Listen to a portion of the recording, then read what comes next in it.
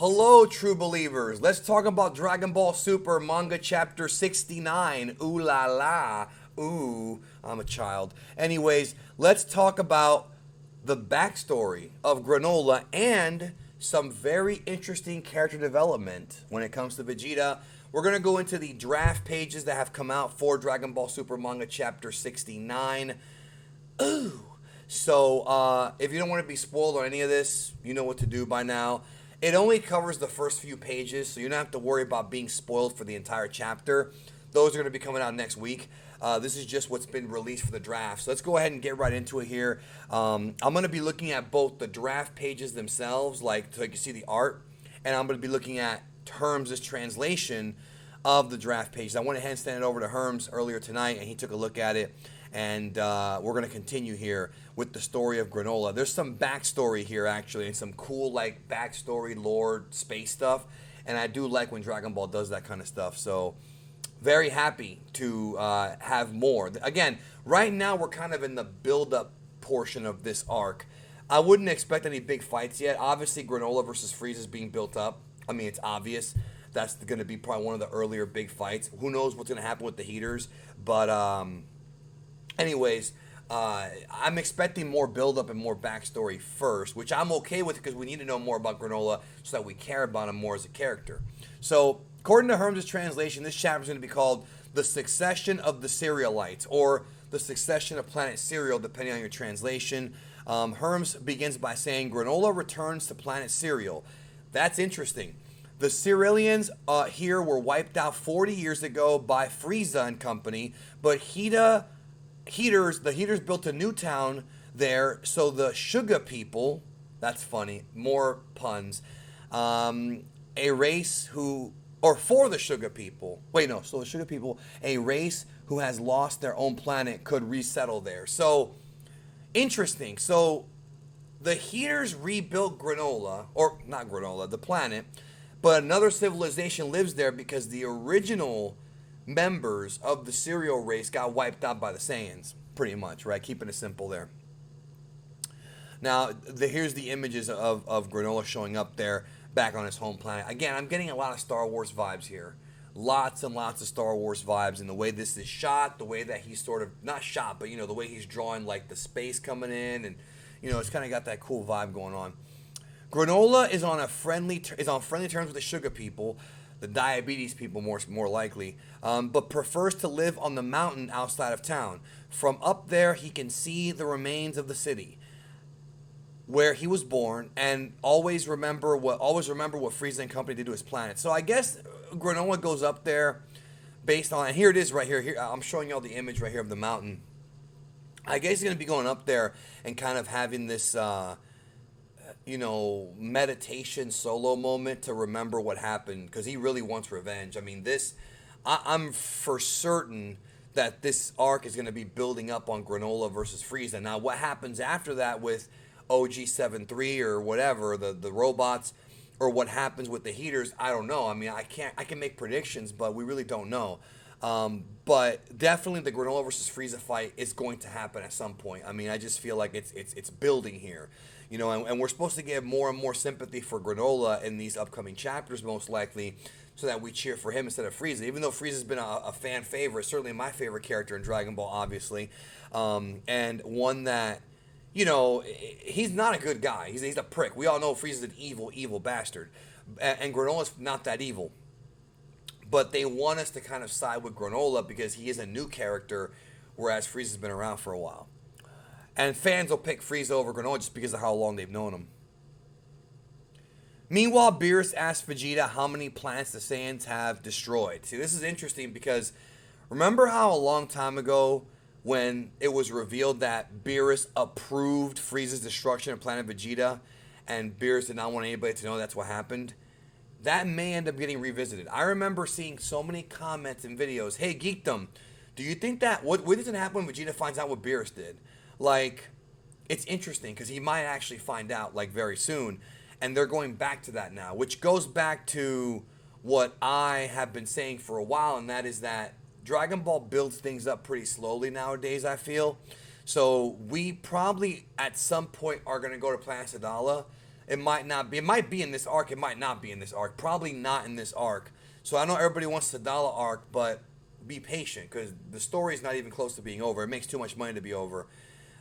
So just remember, like, things like this from like 5 years ago, because that was brought up like 5 years ago, 6 years ago, are now being brought back into the story. Vegeta says the Saiyans were born for combat, but only started destroying planets on a regular basis once they joined up with Frieza. And that makes a lot of sense. You know, they were always bloodthirsty as far as the thirst for combat, but Frieza's the one that kind of used them. He used them as his own personal army and eventually discarded them when he feared they were going to revolt against him. Herms goes on to say, Beerus asks if he's trying to blame all the Saiyans' sins on Frieza, but Vegeta says he's not. King Vegeta started off in his quest for authority, and this ultimately led to the Saiyans' destruction. So, interesting character moment here for Vegeta. Very interesting character moment, because Vegeta here is accepting the fact that his father's, you know, I guess greed, for lack of a better term, for authority is a reason why they got wiped out. You know, and if you remember that filler scene in Dragon Ball Z when he tries to revolt against Frieza and gets punched with one shot and knocked. Frieza's a real One Punch Man. You know, it did lead to their destruction, but really it was going to happen anyways because Frieza doesn't give a damn, right? But to have Vegeta sort of accept that is kind of cool. So it was the Saiyans' fate to be destroyed. Beerus finds the idea stupid. That's funny. Vegeta is puzzled. Beerus said he was going to show him a God of Destruction technique. So what's that have to do with the Saiyans' past? Beerus says it's deeply related. See, that's interesting. Because now I'm really curious. So Beerus, we know, has a history with King Vegeta. Does this mean that King Vegeta knew this technique? Does that mean that Beerus was going to destroy planet Vegeta and then Frieza did it first? Is that what it means? I mean, there's a lot of questions here. You know, what else does Herm say? Let me see. Is that it? No. He keeps one more thing here.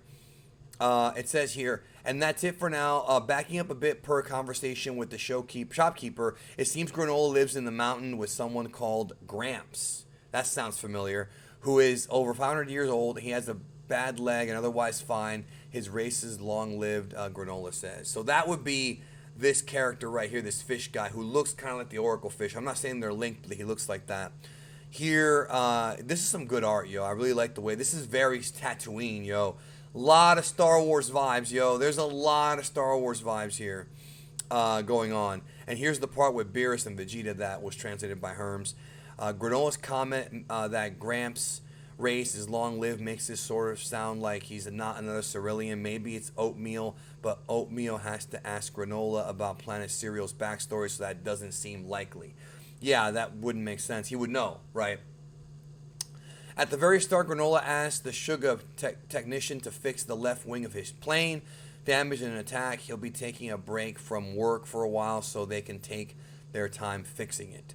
Not really anything major plot related. It just shows that Granola's going to be on this planet for a while before he goes after Frieza. So this chapter, I'm going to assume is going to be going by pretty slow. Based on what's happening here, the pacing has gone down. I think they're going to focus a lot more on this Beerus Saiyan connection, which I'm really curious about because it makes you wonder, did Beerus interact with the Super Saiyan God? Like, I mean, I did a whole video about Yamoshi and that whole backstory last year. So I'm not really sure where that's going to go, but I'm interested because he's saying, no, it's definitely related. Is this, let me see real quick. I think this is that same promo, isn't it? Yeah, this is the same promo. I wouldn't even worry about it then. I thought maybe it might have been new, but I guess not. I think Herms is done. No, wait. Here we go. Later, the sugar shopkeeper asks why Granola and Gramps don't just live in town. The sugar people could be happy to have him. The shopkeeper also gives him an extra bottle for free. Clearly, Gramps is very popular. So, a lot of this stuff is just being done to build up Granola and Gramps. Again, he's got a father figure. He's kind of an outcast. He's not a villain. I don't think Granola's a villain here. I think he may become a villain, but based on the way this is going, based on the writing of this arc so far, I do not think Granola's a villain. I don't see it. I think he's going to have his own agenda with Frieza. I think the real villains may end up being the heaters of this arc. Probably not going to be Frieza, but Granola at some point will probably be tested against Goku and Vegeta. Maybe even, assume they have something to do with the destruction plan of Vegeta. I don't know. I mean, King Vegeta's son is our Vegeta, Vegeta the Fourth. So that whole thing is still kind of going to come into play. But I don't know. It's interesting. I'm actually more. I like the Granola stuff, but I'm actually way more interested in the Beerus Saiyan stuff. What do you think is going on with the Saiyans and Beerus? Let me know. Also, this weekend's Valentine's Day, and I've got a really, really special video. One of the funniest videos I've ever put together. I think y'all are really going to like it. It comes out on Sunday, and I think you're really going to enjoy that video, yo. I really hope you like it. Definitely watch it, subscribe, hit notifications, because I promise you, I guarantee you, this will be one of the most entertaining videos you've ever seen. Something totally different that I've not really done before in that way.